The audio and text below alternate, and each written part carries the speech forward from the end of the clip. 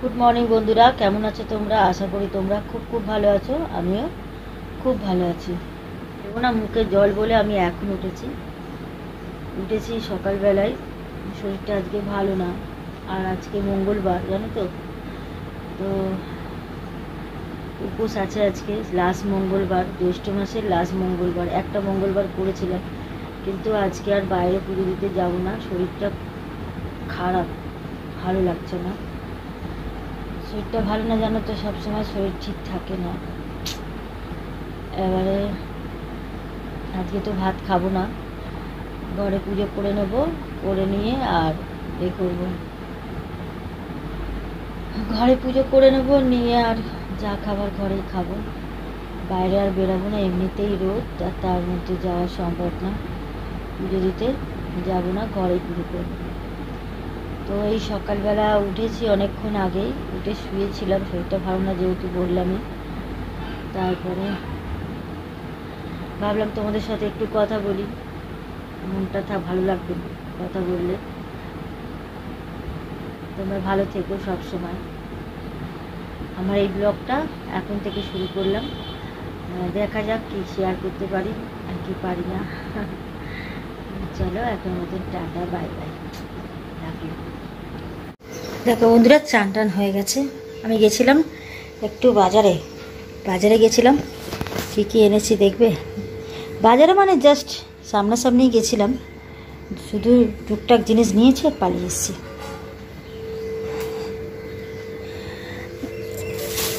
ফুল প্রসাদ নিয়েছি দাও দেখাচ্ছি ফুল আর প্রসাদ নিয়েছি ঠাকুরকে দেব কলা নিয়ে এসেছি